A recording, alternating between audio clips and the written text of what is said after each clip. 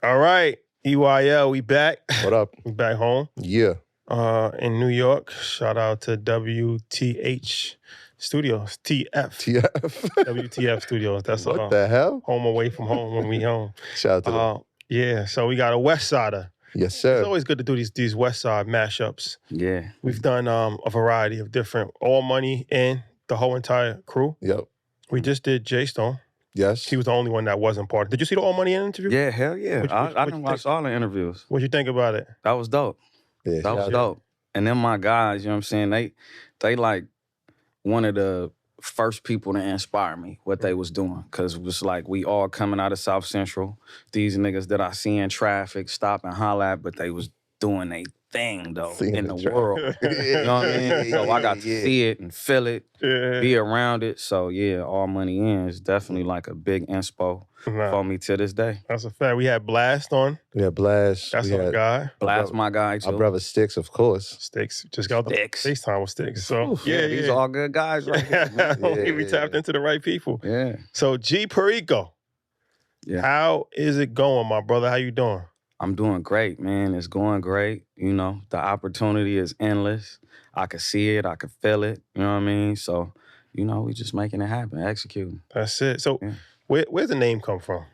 So the name came from, like, it been some time now. Originally, I never used to say, but, like, it just came from hustling. You know what I mean? And, like, I assumed, but yeah. you never know. And then around the time when I got coined that, because they call me G Slim, BG, or Skrilla. Like, I got like 3 different names in the hood. You know what I mean? Like, my friends call me Skrilla. If you hear somebody call me Skrilla, that's one of my friends. If you hear somebody call me G Slim, it's they knew me way back in the day, gangbanging. BG is just what it turned into. But like just hustling around the time like Lil Wayne, and that G Perico is what I'm known to have. Boy. So I'm coming through the spots, you know what I'm saying? Doing my thing, and it was a joke. You know what I mean? And I'm like, nigga, that's my name. So I ran with it. You know what I mean? But it was a joke. They was calling me G Perico as a joke. Because it always came through with the sack. You know what I'm saying? Ain't funny no more. Yeah. So it was like El Jefe. Like you was like, they was like, oh, this like, no, this is the dude. Yeah. Yeah. So here we are. So let's start with the music. You put out 3 projects this year? So far, yeah. So far, you got another project? Yeah, I got another one. So, all right. Why are you putting out so much music? Most people take the approach where less is more, where they put out one project every 2 years, one project you don't feel like that's saturating the market? Nah, definitely not. Because it's, with that type of approach comes with bigger budgets, right? And that's one thing I didn't have. I didn't have a big budget to $3 million to spend on one project and blow it out. You know what I mean? And then also, like, I got so many thoughts and I done lived so much life, and like I could just explain a feeling and a thing to the T so well. It's like, why not? You know? And then another thing outside of that is naturally the streaming and the leverage and all that. So I stacked the projects to use leverage as my value. So now I'm worth a few million because of all of this music. You know what I'm saying? As opposed to me doing one project and then, running around complaining, ain't nobody fucking with it. So that's your valuation. Yeah, I'm not into complaining. I'm into making it happen and figuring it out. So that was pretty much the best route for me dealing with, the opportunities that I had. You know what I'm saying? So I got a laptop, I got an interface, I got a mic, I got producers. Let's get busy. Let's build this value up. And then the most important reason why I do it is, like, all my favorite artists that I fell in love with dropped a lot of music, whether it was mixtapes before their album, Wayne, Jeezy, Game, Wiz, Spitta, you know what I'm saying? All these people that I love and brung me into their lifestyle, and I took pieces of their shit and lived with it, you know what I mean? So my whole thing is, like, at the end of the day, influence. So I know that with my music, if it don't happen while I'm here and alive, it's gonna happen when I'm gone. I'm gonna influence an entire generation, you know what I'm saying? And I'm creating a whole new lifestyle, a subculture within the culture, you know what I mean? Yeah, 500 million streams, that's a lot. You building that valuation up. Talk about the process of doing it independent. Like you spoke about Wayne, right? And you spoke about the influence that the All Money In team. That's an interesting combo, right? Because we watched these guys grow up, and we watched Nip do it from an independent standpoint. Yeah. And we watched Wayne put out the product. So I'm listening. It feels like there's a merger of both those influences in your life. Yeah, Talk about the independent route that you've taken. So the independent route, I was signed to a label before. So I started off independent with this same mind frame and just understanding how a label operate. All right, I need a digital team, I need PR, I need certain things. You know what I'm saying? So when I signed, I already had I didn't even realize I had a label of my own. You know what I'm saying? Because when I signed, it was the same thing. Are we gonna hire them?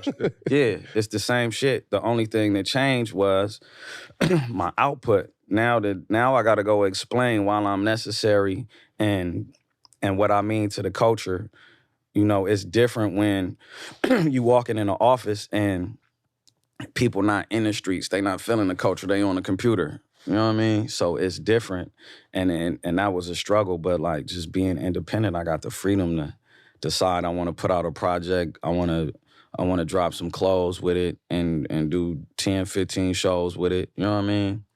And spread my message and, you know, impact and have all these little small victories that lead up to the big one. You know what I'm saying? So, like, independent for me is the best route. And it's like, I always grew up having, like, a problem with authority. You know what I'm saying? That was like the nigga in me, the street nigga in me. You know what I'm saying? Yeah. And, you know, when you sign, like, just having an answer to somebody, like, and you supposed to be a boss, you really turn into a worker, like, to an extent, you know what I'm saying, depending on how hot you come in, you know what I'm saying? And I didn't come in super hot, so, you know, it was just a struggle, so, you know, the independent is the route for me. Like, I could wake up and do whatever the fuck I feel like, and then I'm living like a fucking platinum artist, like, you know what I mean? And my streams accumulate to a few million sold. You know what I mean? So, you know. Now you brought up a good point as far as having to ask permission. That's something I don't think people fully understand. Like, as any hierarchy, like if you gotta ask, you want this single to get put out and they gotta approve it and they gotta do that. And that's something that, is mentally draining. Right. It's frustrating. As opposed to just having the independence of just being able to do whatever you want to do. I want to put this out on Friday, I'll put it out on Friday. If I want to put this single out, if I want to put this artwork out, I don't have to get approval from the label and different things of that nature. That's actually extremely important for people to fully understand that. Yeah, because it's like a lot of songs is like, you know, they may be something that lived for a long time, but a lot of them like are like best for them to come out in that time where you feeling it, you know what I mean? As an artist, you know what I mean? Now, like the business and the artistry, it don't always blend well, you know what I mean? Well, let me ask you this. What challenges do you face being independent? Because it's like, you got to get your music out there, you got to market it, you got to get the DJs to play it. So like, you know, being on the ground and doing everything for yourself, what do you have to do that, you know, you probably wouldn't have to do on a major? Or do you have to do it on a major too? You would have to do it all on a major. You know what I mean? Because you got to develop some type of traction in order for them to open up your budget. They got to see some numbers moving in order for them to really put the machine behind you. Or you got to be a darling in the building. You know what I'm saying? So it's like, you know, everything that I got to do would be something that I would normally have to do on a major to get, you know, the traction going. But the great part about it all is like, shit, it's all mine at the end of the day. I own it. You know what I mean? So, you know, it's like real estate. Like when I sat down with a financial advisor and they was telling me how they've been advising people to buy content, that's when I realized how even more valuable what I'm doing is, whether it's visual content, music,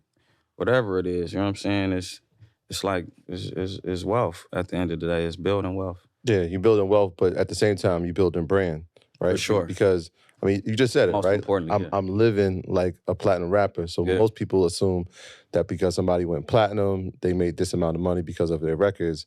Meanwhile, they probably in a hole. They know because there's a machine behind them, there's advances that go into that, there's debt that's accumulated because of that.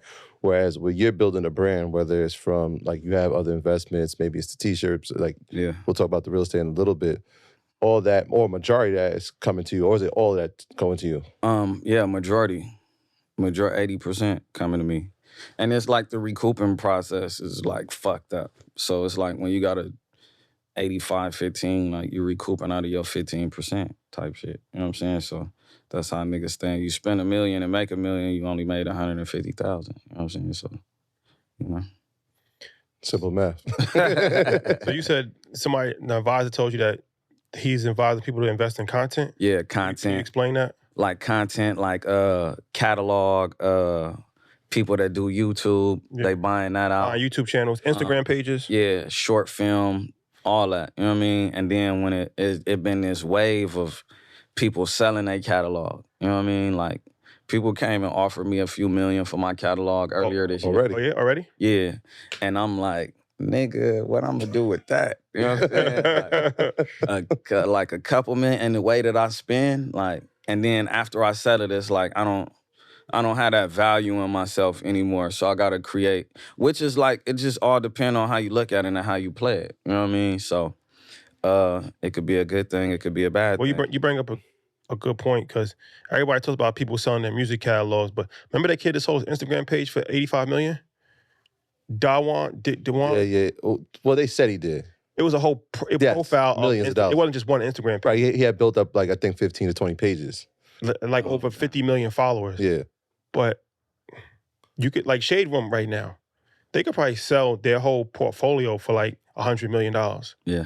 Yeah, the valuation's probably crazy on it. Because look at the influence that you have by having that many followers every single day. Like, you know what I'm saying? Right. Like that's how labels are actually marketing music, through like academics. Like when you just see this random artist, this drill artist that you've never heard of before, just how you feel about this? Like that's not done by accident. Play it while you're streaming. Yeah. Well, the way that content is being viewed is different. The way it's being consumed is different. Yeah. And so you got to change from the old form, right? People don't watch TV.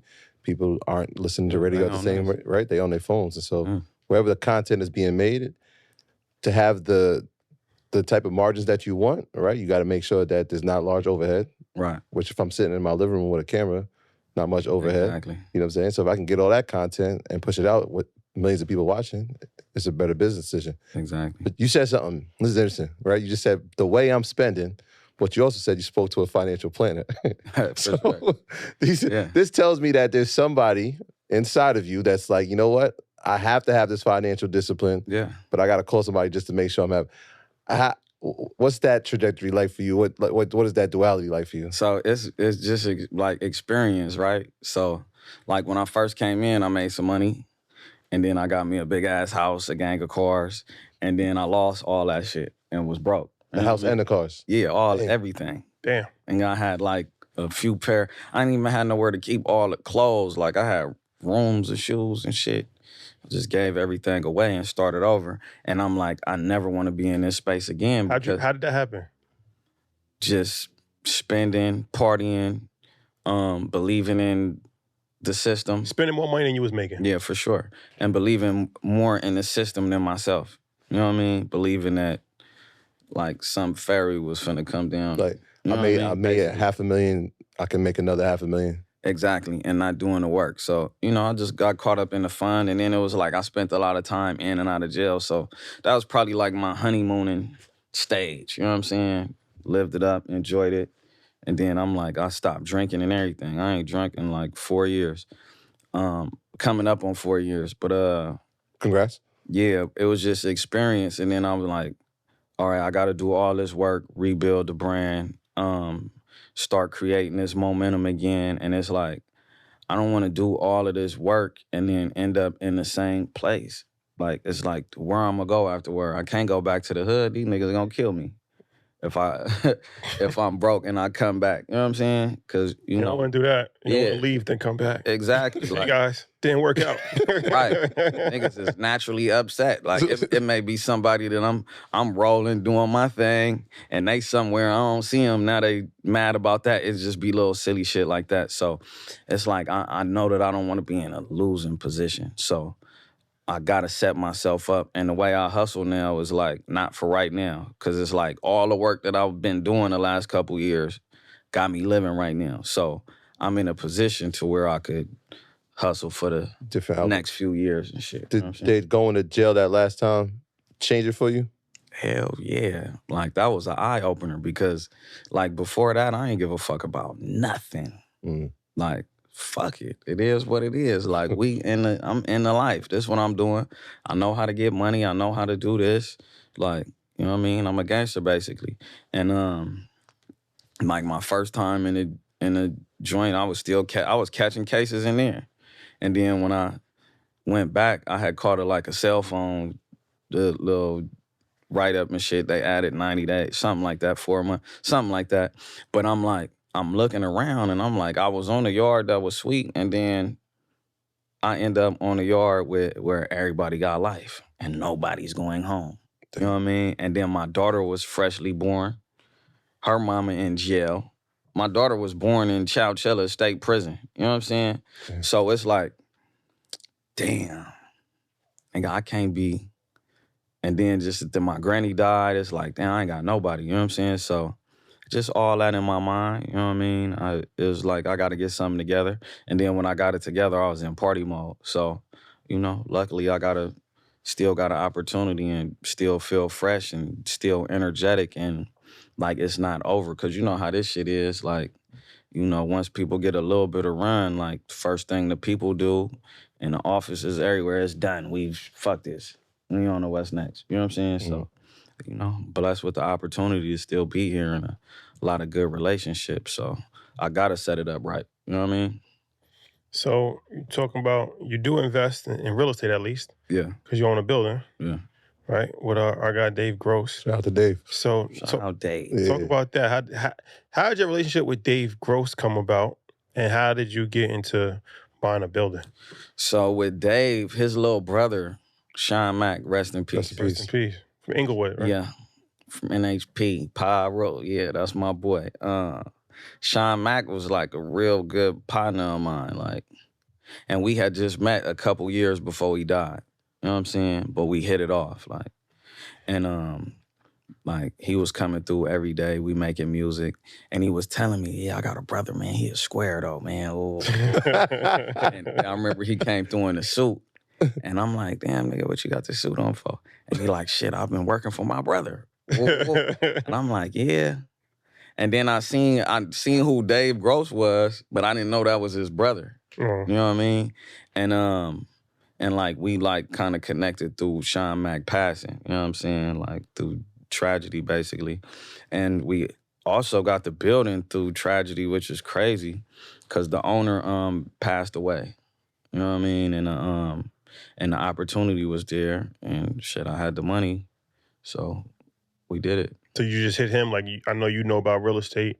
So it kind of went like this. Like, I was chilling with D Smoke. D Smoke, one of our partners too. And I met him at the boxing gym. I didn't even know he sang or anything like that. I just knew he was a boxer and he'd be fighting. And we was doing a song, and I'm like, bro, I would love to own that building, bro. That's always like been a dream of mine. Like, I don't care if I make money or anything. I just want to have it. And he like, me too. And then like a week later, Miss Larkin died. You know what I mean? So Smoke hit Dave, and Dave hit me. He like, wait, this Perico hood. You know what I'm saying? So I didn't know Smoke hit Dave. Dave hit me. What's up? What you want to do? Give me such and such. I'm like, all right, let's do it. You know what I mean? So that's pretty much how that came together. And, you know, we just building it out. So what's in the building? So it's like the oldest boxing gym still standing in Los Angeles, Broadway boxing. My original store was there. My original studio was there, which I hadn't been to in like years. You know what I mean? But it's just like it's like a lot of history right there. Like I got my commercial. Yeah, building. it's a commercial building. Yeah. So I got my first tattoos there. It used to be a tattoo shop when I was like 13. I'm in shot right there. Like, it's just like a gang of history, right? I grew up right there. So It's your neighborhood. yeah, being able to own it is dope. So the blue T-shirt brand, that's where it starts? Yeah, blue T-shirt, I came up with the idea in that building. So, I And mean, developed it right there. imagine that, right? Like, I wonder what that's like for you, right? Like you said, there's these game experiences. You said something probably like in jest, like, I want to own this one day. to now being an owner in it, how involved in it are you now, knowing that this was like almost like a dream or it came into fruition? Yeah, like I'm super hands-on, you know. It's a lot going on right now. So like the last month or so I've been all the way tuned in and getting the gym like spruced up a little bit so we could do a re-grand opening and get that back going for the community and start my youth boxing league and everything. So we've been tuned in, putting the team together and everything, me and Smoke. So, you know, that's gonna be big for me. Like, even if I don't even care if I make $1 off of that, because it's like, it's a passion thing for me. And that's in your neighborhood, right? Yeah. And that's, where's the area at again? It's South Central? South Central, yeah. On the East side, yeah. Basically the east side of South Central. like, it's where the east side start. So it's like, it's, some people could say west, some people would say majority, 95, 99% of the city call it the east side. Okay. But the east side start a block after the building. So that's interesting. He was like my brother. He's square though. I'm sure you're gonna love to hear that. Nah, but it's interesting to even like, you know, I feel like language is very important. Yeah.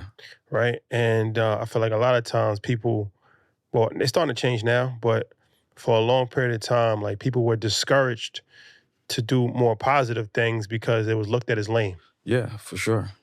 But in raw reality, that's what you actually should be doing, right? That's the pathway forward. So that's where the life at. How are you able to like kind of change that mindset within yourself to realize like, nah, real estate, this is where it's at. Like, you know, glorifying, everybody starts off glorifying what they see, streets and different things of that nature. And you realize that that's nothing to really glorify because there's no real win in this situation, right? So when did that mindset change from you? I mean, it changed when I was sitting in jail, bro, because it was like, I just kind of like woke up one day. I was talking to my cellie, he had life without.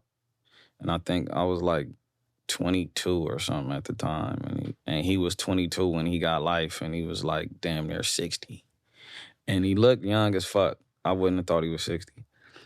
And then my homie was in the building, he got life for something that he didn't do. So I'm like, damn, the life really don't bring nothing to you but like just heartache and pain. Like you get them highs, them quick highs, you know what I'm saying? It's like a crack high, like you own for a second, then it's over, and you fighting these niggas and going through this.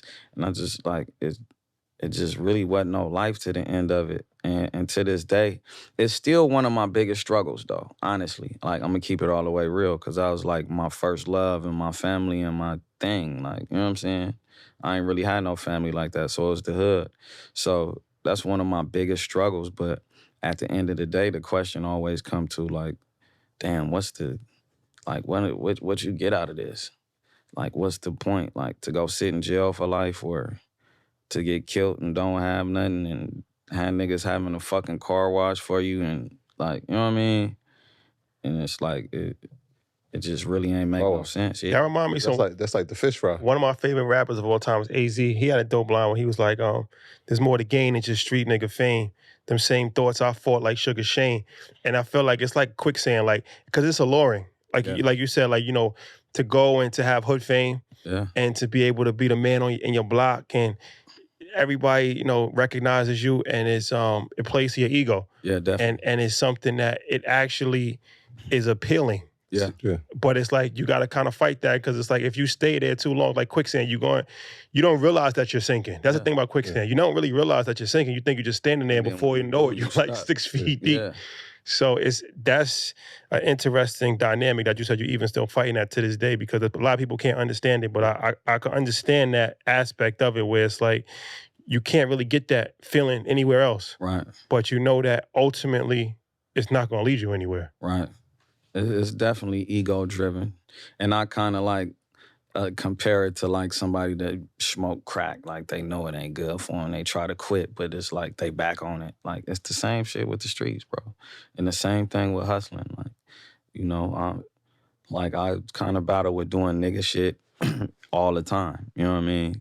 But at the end of the day, it's like, just keep it occasional. It's no occasional. Yeah, keep it all the way occasional and not like basically meant not even real, like for real, because, bro, it's nothing at the end of it, bro. Yeah. You know, every nigga that I know that made it to old age as a street guy, like, they dealing with so much mentally. And then it's like, even the ones that's not, like, still made it out with they sense, it's like, all right, you do this shit, you fuck around and be rich in the streets and all this, and then it's over.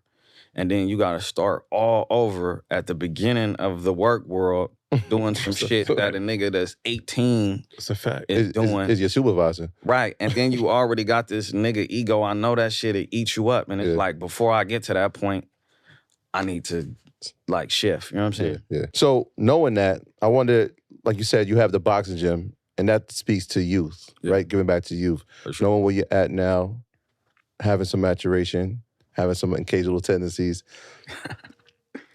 Is the vision now somewhat make sure that the youngest behind me have a different alternative? They can see something different, right? I know that you coach in summer leagues and doing the boxing gym. So how much of an impact does that have you, the youngest coming up?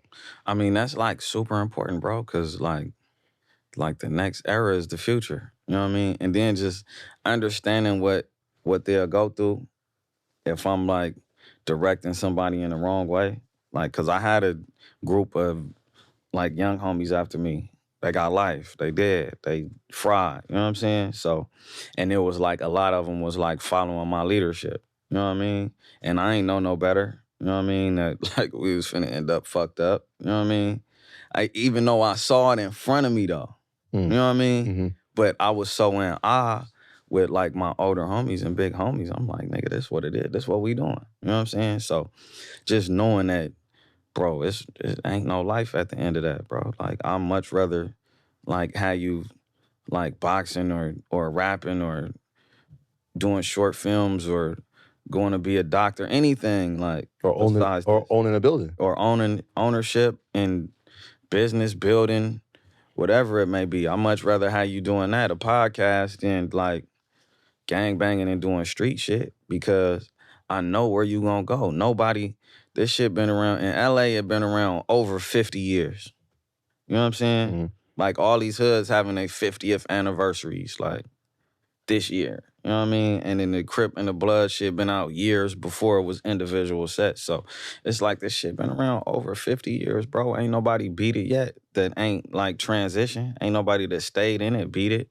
And, like, 90% of niggas not finna get past 25 without being life or, like, shot up bad, can't walk, like, or shot in the head and his fucking mind is gone now. You know what I mean? Like, it's really fucked up, bro. Like, the real reality of it. So, yeah, I much rather use my influence and my energy to help niggas do some other shit. I know I ain't gonna be able to save everybody, but if I can help some niggas that can help they niggas and help they niggas, then, you know. It's important. Yeah. So you involved in Vector 90? Nah. I didn't have nothing to do with Vector 90. Okay. So, talk about, you know, your path in music, streaming. Like, what's the most important thing for an independent artist? Is it to focus on marketing, or is it to focus on relationships, getting features, DJs? Like, what's your path? Like, a lot of people are independent artists, but a lot of people aren't successful as independent artists. Yeah, I think this is all equal. Like, it's like the brand. What is it? What's your story? Who you talking to? What you represent?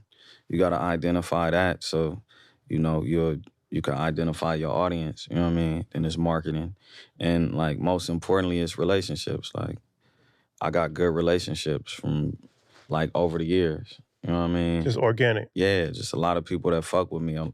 And it's a lot of relationships, like, we ain't never asked for favors or nothing like that. We just tight, you know what I mean?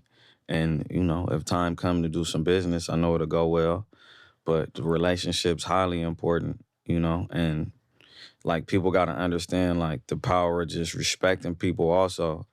Cause the ego shit and the street nigga shit, have niggas being an asshole and a dickhead, like, thinking that, you know, you in a position that's untouchable or shit can't change. You know what I mean?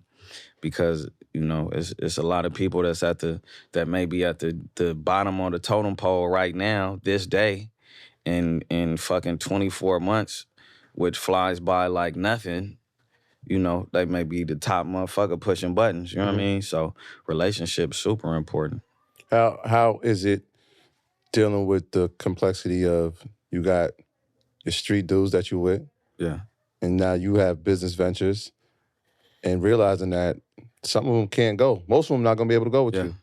Yeah. How's dealing with that complexity? I mean, that's a whole nother struggle. You know what I mean? Because every time I've been on a run since I've been out, first thing I do is go back and grab some of my niggas. Like, look, this. And it ain't worked one time. You know what I mean? And I'm just realizing that right now. Like, damn, this shit never works. So, you know, it's, like, bro, the whole street thing is a struggle. And then, like, my business guys, like, hate it. You know what I mean? Mixing Like, those two worlds. yeah, like, nigga, your heart is entirely got you fool. Like, yeah, I'm foolish sometimes, you know what I mean?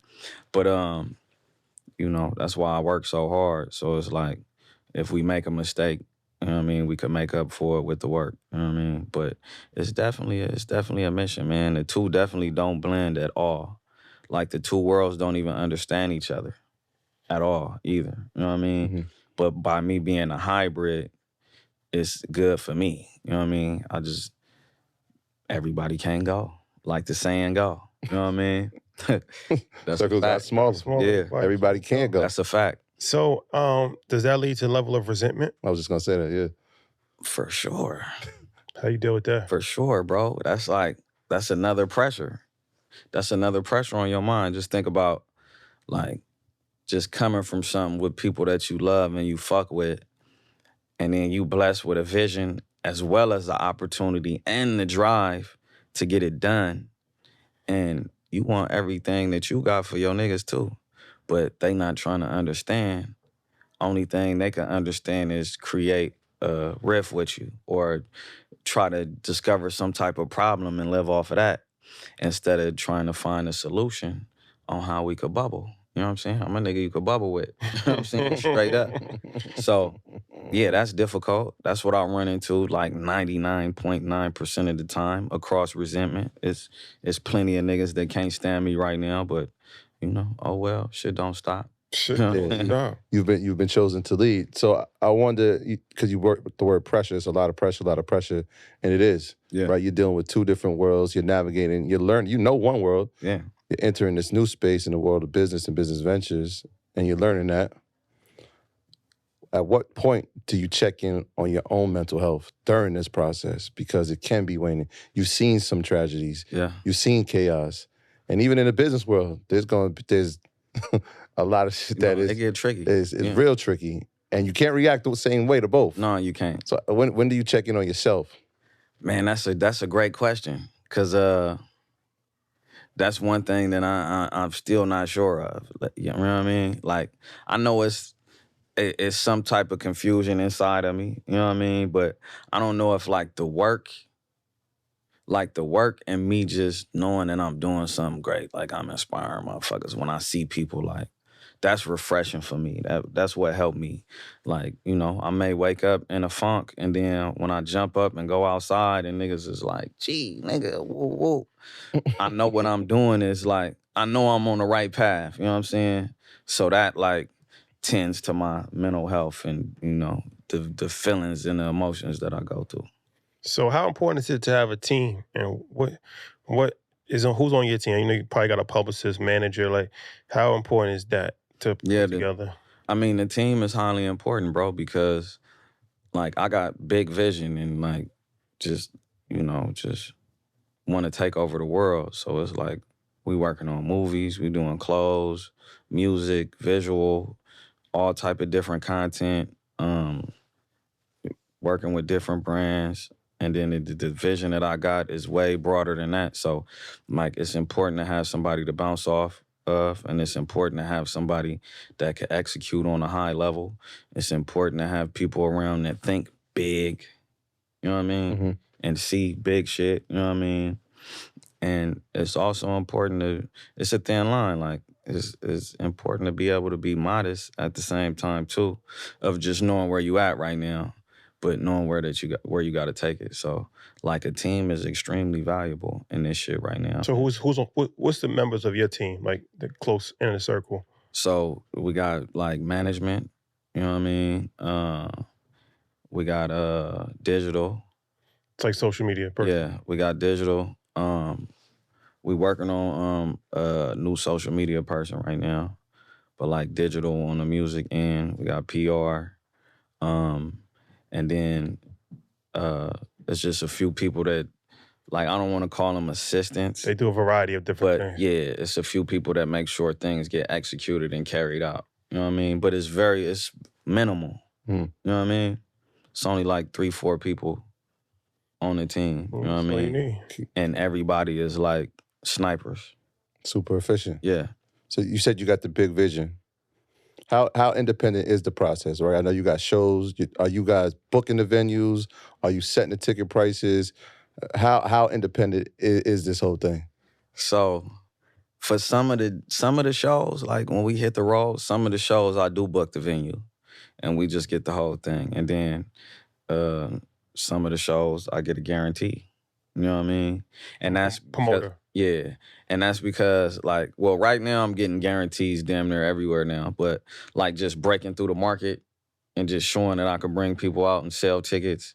And I gotta establish like ticket sale. You could pull me up and see how many tickets I sold and shit. So yeah, right now we just getting guarantees. But yeah, like this year we was booking a lot of venues. Yeah, I mean, you learn so much through that process. Yeah. And you get to keep the margins are a lot larger if you're doing it yourself. We went to a few shows with some established artists, and they were like, this is the first time we've actually booked our own show. Yeah. But I feel like that's changing, right? The more that people get experience, younger generation sees what the old one did, now we implement. How do you determine which markets to go to? Right? Are y'all looking at the analytics? Are you looking at data? Yeah, we looking at analytics, data, and then also like where other like West Coast artists slide through. You know what I'm saying? Because there's a few spots that I didn't think like, you sure we gonna go here? You know like where? And like Nebraska, Santa Fe. Yeah, we went through Nebraska. We go to Nebraska. We went through Nebraska, Idaho. I knew it. All these different spots. You know what I mean? And the people came out. You know what I mean? So it was dope. Like even Atlanta, like I was sketchy about Atlanta. Atlanta was sold out. You know what I mean? So yeah, I learned a lot about what was going on and the work that we was doing this year. Which one do you like better? Being booked as talent promoter or actually doing it yourself? Yeah, I kind of like doing it back because like a lot of promoters like aren't really promoters. Like, you know what I mean? Like you'll run across somebody that want to toss you some money, and then it's like for me right now, for me right now, bro, what's more important, like, is of course the money. Like, we gonna get paid, but we gotta make sure this motherfucker filled up too. You know what I'm saying? Like, so a lot of promoters see me, like I come through a city, it's sold out, and they just think that they could have me posted on Instagram a couple times. And that's gonna do it. Yeah. So, you run into it. You just gotta just fuck with reputable people though. You know what I mean? At the end of the day. Yeah, it's interesting. Like I remember growing up, promoters, it was a thing. Like they actually sold the shows. Yeah. They marketed it. Now promotions like, yo, put the flyer up. That's their job. Like, there go the money. Hey, bro, can you post the flyer again? You gotta do the work. It's like, nigga, you have a job and I have a job. Nigga, my job is to come entertain. And I'm gonna promote also because I'm into the overkill. You know what I mean?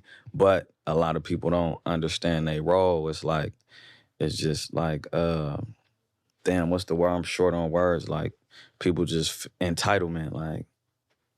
Like niggas just don't understand what they doing, basically. So, as an independent artist, where you make most of your money? Shows or actually selling music? Clothes. Clothes? That's more money than anything. Yeah. And all right, so talk about that. So what's the model behind that? The actual brand or just like how we moving it? How you moving it? So it's like we started off just with like the scarcity. Like West Side Gun. Yeah. So scarcity, like to just get people to run through as opposed to over a week period. Nigga, we want everything sold this weekend. You know what I'm saying? Or matter of fact, Friday. Limited drop. You know what I mean? Yeah. So, which is like a limited drop starts off small, and then a limited drop goes from maybe 200 pieces to 500 to 1,000 to a couple thousand. And it's still a limited drop. But these pieces is gone quick as shit. You know what I'm saying? So, like, just promoting it through, scarcity, and then, like, just continue promoting the idealism behind the brand and the lifestyle behind the brand. You know what I mean? And Blue T-shirt is pretty much like a progressive lifestyle brand. You know what I mean? Blue T-shirt. What is that? Is that a gang reference? Nah, it's not gang at all. Nah, it ain't no gangster shit at all. Like, it's basically just perception. Like we were saying earlier, like as far as the resentment and the, just different shit like that. Blue T-shirt is similar to me walking into a circle of the homies like, hey, we could make fucking 10 million with this rap shit. All you gotta do is this. Man, hell no, I ain't doing this shit. That shit ain't gonna work. You know what I mean? So it's like just shit that I experienced is, the idealism behind Blue T-shirt. Like nothing is blue. You know what I mean? Sometimes it ain't even a T-shirt, but it's Blue T-shirt still though. It is a Blue T-shirt. You know what I mean? Yeah. Because I'm making it happen. I can make it happen. So this makes sense, right? So like if it's a limited drop, I'm assuming now when I go to the shows, I know who the real supporters are because most times they're gonna have the blue T-shirt sure. brand on. Yeah. How do we cities like that shit feel good to one. Hand. You hit a different city and niggas already got. You selling stuff at the show? For sure. At the core audience. Yeah. How do we envision this? Because you said that there's a big vision. This is a two-part question. Can that vision be fully executed while in LA, right? Or do you have to actually navigate throughout the globe? You definitely have to navigate throughout the globe. Now, LA is a big market. It's an important market. It's a market that you gotta have, especially being from LA. But it's, if you don't step outside of that, then you just, like, it's a ceiling. You know what I mean? It's definitely a ceiling. So you definitely gotta, like, step out and move around and spread the message and connect and learn new shit and different ways to do shit. Like, you can't know everything, but LA niggas do know everything. You know what I mean? So, that's also something that I had to overcome. Yeah. Like, the LA nigga, the Crip nigga in me. You know what I'm saying? Yeah. That nigga, fuck that. You know what I'm saying? So, yeah, we definitely got to step out. So, we moving around, and I'll speak a little bit more on what we doing right now later, but yeah, right now we outside the box for sure. When you said Idaho, I'm thinking to myself, if there's people in Idaho, there's definitely people in the UK. Yeah. Definitely people in Paris and Lagos, Nigeria. So we send shit to London, Japan, Toronto. A few like Vancouver. I ain't been doing the orders in about a year. Yeah. But when I was doing the orders myself, like, these were spots that we were sending shit to. It's direct shipping, or you have it like in a warehouse? Yeah, direct. So I got everything at one spot. And then if somebody orders it, it gets sent out. Yeah. So I got somebody that come through. He come through once a week, ship everything. You know what I mean? And when we do drops, but we doing like more consistent drops now. So, yeah, he come through once a week, get the orders out. And then I got the studio right there. We working. I got my camera guy right here. We could shoot a video at any time. We shoot an episode. We about to start season 3 of, my vlog. So, why is it we vertically integrated. Vertically integrated. Yeah. That's interesting. Oh, man. So, talk about the content, the vlog, and why is that important? And whose idea was that? I want to say it was my idea. You know what I mean? I can't say if somebody's like, you need to vlog, and I was like, yeah, but for the most part, it was my idea. And I just feel like people need to, like, see the lifestyle. You know what I mean? People need to see what's going on. Because I come from an era of, if you know, nigga. Like, but this ain't the time. If you know, because it's so many motherfuckers they show, so you know what I'm saying, and that's the game. Like, show me something, let me see something. Like, how is you popping up on? How many times you popping up on here, and what are you doing, and how is you inspiring me, nigga, and why do I want to fuck with you? You know what I'm saying?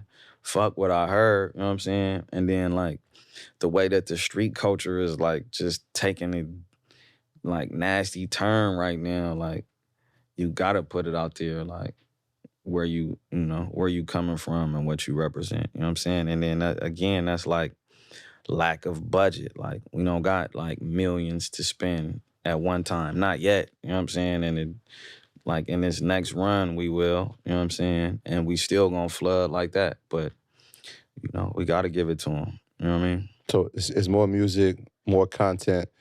Is the blue T-shirt brand? Is it more items as well? Is that as part of the plan? Yeah. So vertically- this year we moving into items like backpacks, household items. You know what I mean? Have real estate in people's house.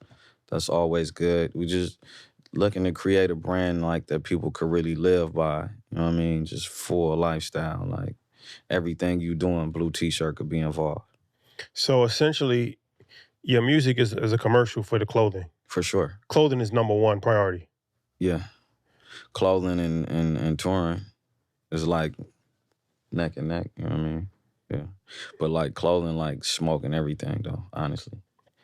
And like you say, the music is a commercial for the brand. That's crazy. That's what Jigga told me. That's what Emery told me. Well, because you know what's funny about that? Because who told us that was Dame. Yeah. So Dame, Okay. that was Dame told us that. He was like, yo, when he does his movies, he was like, yo, I'm wearing my clothes. He's like, this shit is an hour-long commercial for me to promote my marijuana, promote my clothes, promote my liquor. Like, I could promote everything like within an hour without you even knowing I'm really promoting it. Exactly. And that's what we getting into, movies.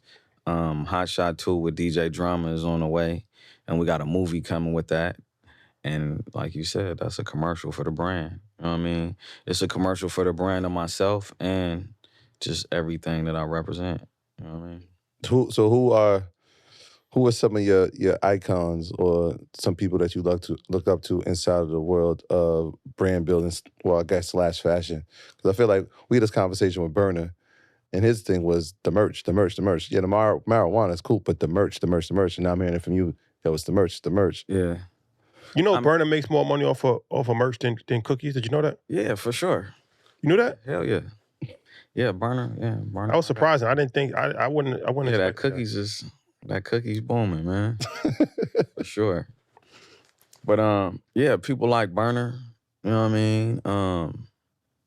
It's so many different designers, bro, that I'm inspired by, and just people that got brands. Like, that's like a whole hour-long conversation right there. Like, but I would just say I'm just inspired by like success. And like with me, success don't always mean who made the most money that year. You know what I'm saying? It's kind of like who made the most impact that year. You know what I'm saying?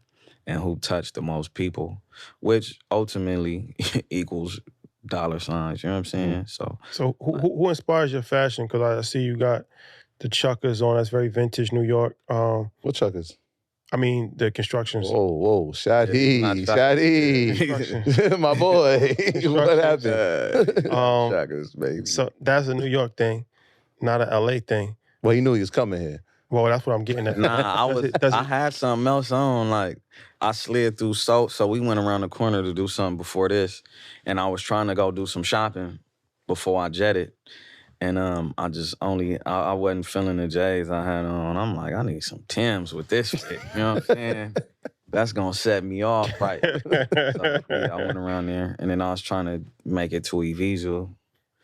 But yeah, man, bro, the fashion is inspired by like a multitude of people, bro. You been in the fashion for a long time? I mean, I've been getting fly for a long time, but this is my thing though. Like real fashion people and fashionable people like kind of look at me like, you know what I'm saying? Because I'm like just like a fly street guy, like just not necessarily fashionable. Like fashion show type. Yeah, if that makes sense. You know what I mean? I'm just like just a fly street Yeah, nigga. you're not wearing the couture runway show. Um, If necessary, occasionally. yeah. Occasionally. Like I'm a mix it to like to where I still look like a South Central guy. I was about to say, actually, like, that's what I was getting at. So New York obviously is the home of fashion, we can say, right? we could say. We can say that. Nah, yeah, we could. That's- That's like no dispute. Yeah, That's for sure. Yeah. So it's like that's part of the culture. Like you had to get dressed. Everybody, you know, in middle school, high school, it was like, you know, but I feel like LA, that's not the same culture, right? It's not the same pressure to get fly. Nah, LA, like More you got laid back, fly, could just you chill. got fly niggas in LA. You know what I'm saying?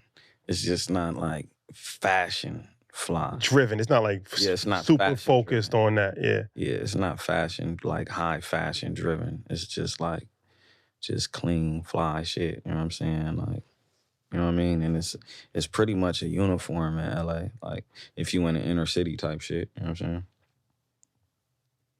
So let me ask you this. Speaking of LA, how big of a role was Nipsey Hussle to the city of LA? I mean, obviously everybody, you know, appreciated him all over the world, but in LA, like, you know, just from hearing from you and talking to Blast and different people from LA that wasn't even a part of his immediate inner circle, but I could just see different influences. Like how impactful was that to actually see his rise and his you know, rise to power? Like Nip was like, see the thing about Nip was like, he was one of them niggas that that you gonna see on a block. Like you gonna see him out and then he like from like one of the most notorious hoods in LA. You know what I'm saying? And he's there, like front and center. And you may bump into him. Like me and Nip used to bump into each other all the time early morning. You know what I mean? So he a dude you gonna see, but he's from the culture, he's from the lifestyle, and he's like just the stamp of what it is, right?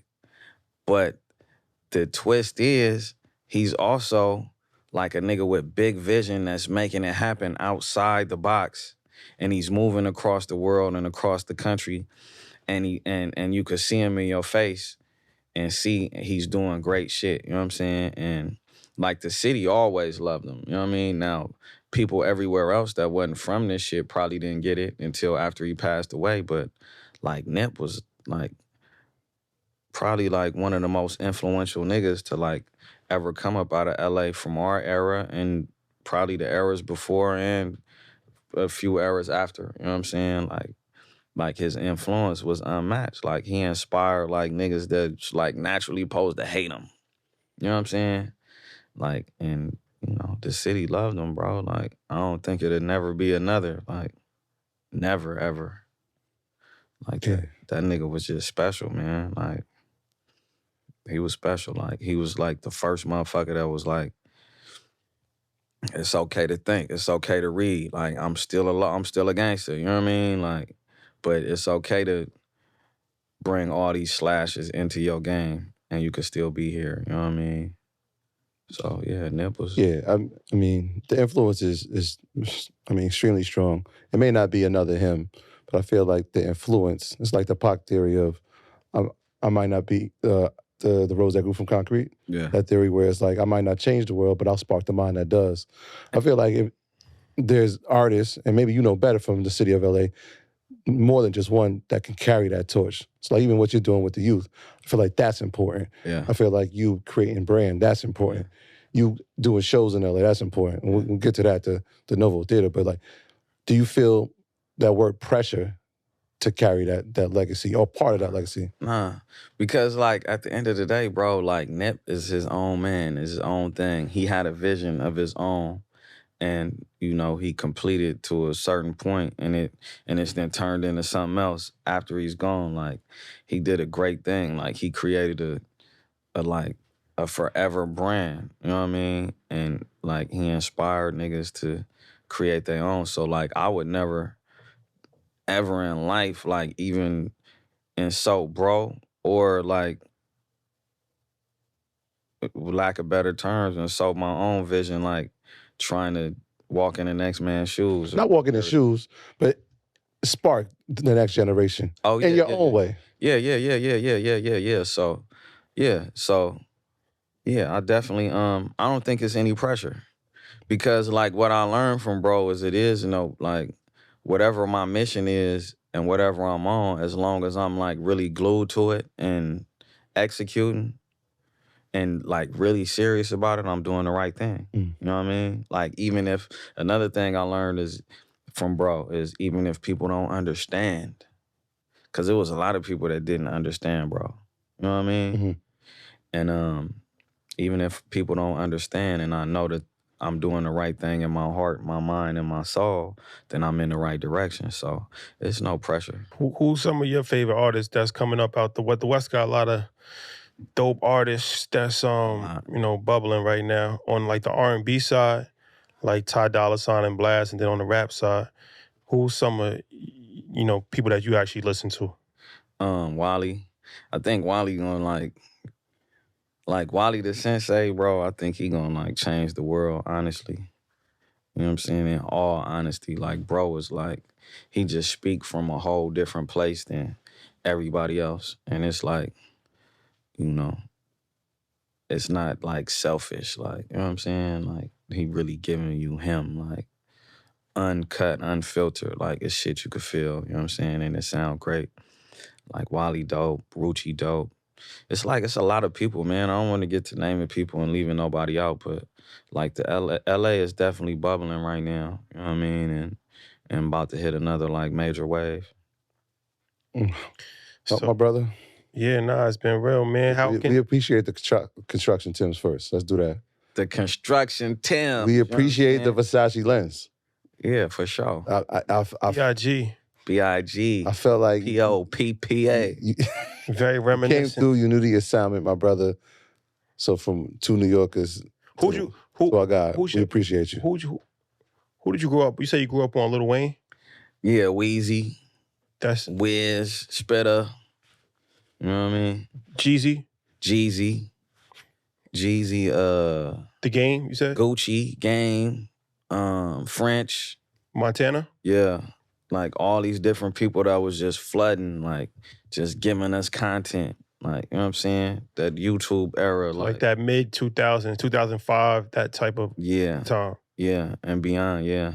So it's just like, just a lot of people just... Who's your GOAT? Who do you think is the GOAT? For you personally. My GOAT? Your GOAT, not like the GOAT. E40. Seriously. E40. I would expect you to say Wayne, because most people from that era, they think Wayne is the greatest ever. No, Wayne the greatest, but like when like my GOAT like just like it's just more than just rap.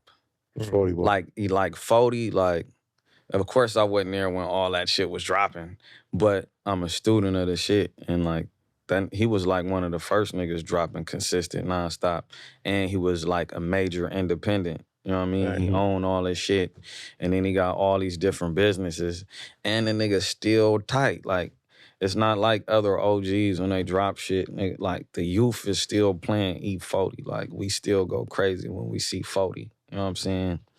And I think he just like a great example of like business and how to age in the game and still be the shit and still be successful and do other shit. So, yeah, E40, man. That's good. My final answer. Shout out to 40 Water. Yeah. Shout out to E40, man. Good dude. We had him on the show, ran into him a few times. Sent us some spirits. Nice, good dude. Shout out to him. Good dude. All right, my brother, I appreciate it, man. How can people follow you with social media and all that? BG Perico, on pretty much everything. Yeah. It's summer all year round. For sure. In LA, it rained for like 3 days, and then we back to... Time to put the jet skis on the lake. Mm-hmm. That's a fact. All right, thank you guys for rocking with us. We'll see you next week. Peace. Peace. Peace.